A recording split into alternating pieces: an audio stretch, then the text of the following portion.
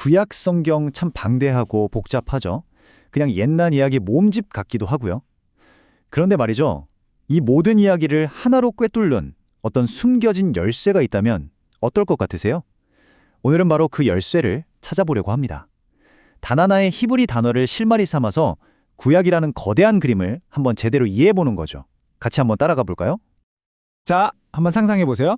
여러분이 작가인데 그냥 소설이 아니라 수천 년에 걸쳐서 이어지는 어마어마한 대서사실을 쓴다고 생각해 보세요. 와, 그럼 독자들이 중간에 길을 잃지 않게, 이 큰 흐름을 놓치지 않게 하려면 어떻게 해야 할까요? 정말 어려운 문제겠죠? 이게 바로 구약의 저자들이 실제로 마주했던 과제였습니다. 근데 이분들이 정말 기가 막힌 해답을 찾아냈어요. 뭐냐면 특정 단어 하나를 계속 반복해서 사용하는 거였죠. 마치 등산할 때 중요한 길목마다 깃발을 딱딱 꽂아두는 것처럼요. 이 단어만 따라가면 길 잃을 걱정 없이 이야기의 핵심 줄기를 쭉 따라갈 수 있게 만든 거예요. 그 횟수가 무려 170번이 넘습니다. 170번이요? 자, 그럼 그 핵심 단어가 대체 뭘까요? 네, 바로 히브리어로 도르라는 단어입니다. 이 도르에는 크게 세 가지 뜻이 담겨 있어요. 첫 번째는 가장 기본적인 의미인데 바로 우리 할아버지 세대, 우리 부모님 세대 할 때의 그 세대입니다. 한 사람이 살다가는 그 시간이죠. 두 번째는 좀 더 스케일이 커져서 시대라는 뜻도 있고요. 그리고 세 번째는 좀 특이한데 사람들이 사는 거주지라는 의미로도 쓰입니다. 170번 이상. 제가 이 숫자를 괜히 계속 말씀드리는 게 아니에요. 성경에서 어떤 단어가, 그것도 이렇게 중요한 단어가 이렇게나 많이 나온다는 건 절대 우연일 수가 없거든요. 이건 뭐랄까, 저자들이 우리한테 이것 좀 보세요. 여기 중요한 거 있어요. 하고 계속 손짓하는 거나 마찬가지입니다.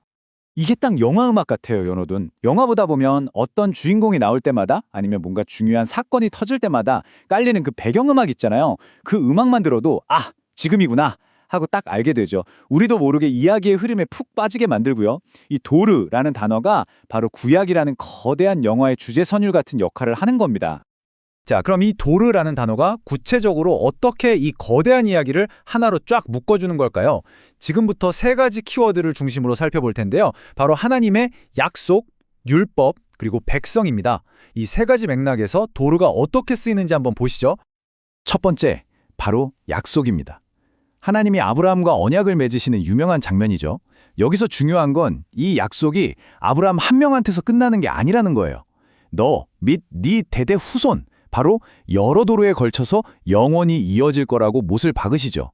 그러니까 도르는 하나님의 약속이 단순히 한 세대의 것이 아니라 시간을 초월해서 계속 이어진다는 걸 보여주는 아주 중요한 장치인 셈입니다. 두 번째는 율법입니다. 여기 유월절에 대한 말씀을 보면 또 대대로라는 말이 나오죠. 이것도 역시 히브리어로는 도르입니다. 무슨 뜻이겠어요? 이 유월절은 그냥 그 시대 사람들만 지키고 끝나는 일회성 이벤트가 아니라는 거죠. 다음 세대, 그리고 또 그 다음 세대까지 계속해서 전해줘야 하는 영원한 규례라는 겁니다. 약속처럼 율법도 세대를 넘어 이어지는 거예요. 자, 마지막은 백성의 이야기입니다. 근데 여긴 분위기가 좀 달라요. 한 세대, 즉 한 도르가 죽고 나서 다음 도르가 일어났는데 이들은 하나님을 몰랐다고 하죠. 이건 좀 슬픈 이야기네요. 여기서 도르는 하나님의 약속과 율법이 세대마다 잘 이어지고 있는지 아니면 혹시 단절되고 실패하고 있는지를 보여주는 뭐랄까 일종의 측정기 같은 역할을 하는 겁니다. 자, 그럼 지금까지 본 조각들을 한번 맞춰볼까요? 이 도르라는 단어는 결국 구약 전체를 꿰뚫고 있는 절대로 끊어지지 않는 하나의 실과도 같아요. 이걸 정리해보면 이렇습니다. 도르라는 이 실은 먼저 과거와 현재, 미래를 쫙 연결해줘요. 그리고 세대가 바뀌고 사람들은 넘어지고 실패하잖아요?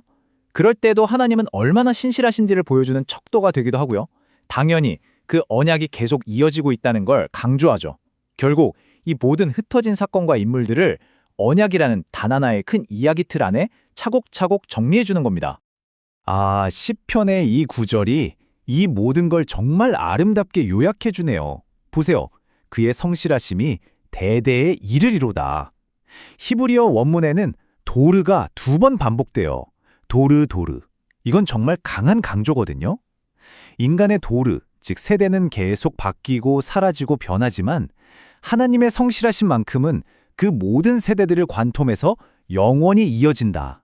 바로 이게 도르라는 단어가 우리에게 계속해서 들려주는 핵심 메시지입니다. 그렇다면 말이죠. 이렇게 끈질기게 세대를 넘고 또 넘어서 이어지는 이 거대한 이야기. 과연 그 끝은 어디를 향하고 있는 걸까요? 결론은 이겁니다. 구약 전체에 울려 퍼지는 도르라는 이 메아리는 구약이 그냥 이런저런 이야기들을 모아놓은 책이 아니라는 걸 말해줘요. 이건 창세기부터 시작해서 세대를 거듭하며 하나의 분명한 목표를 향해 나아가는 길고 끊어지지 않는 하나의 이야기라는 거죠. 모든 물줄기가 결국 하나의 바다로 흘러가듯이 말입니다. 자, 그럼 진짜 마지막 질문입니다. 이 모든 도르, 이 모든 세대를 관통하는 이 거대한 계획이 이렇게까지 일관적이라면 그 궁극적인 성취, 그 클라이맥스는 대체 무엇일까요? 구약의 저자들은 이 길고 긴 이야기의 실끝이 결국 단 한 인물에게로 이뤄진다고 말합니다. 바로 모든 세대를 위한 구원자, 그분에게로 말이죠. 그리고 바로 이 관점이야말로 오랫동안 감추어져 있던 비밀을 푸는 열쇠처럼 우리가 구약 전체를 완전히 새롭게 읽어낼 수 있게 해주는 오늘 우리가 찾아낸 진짜 실마리인 셈입니다.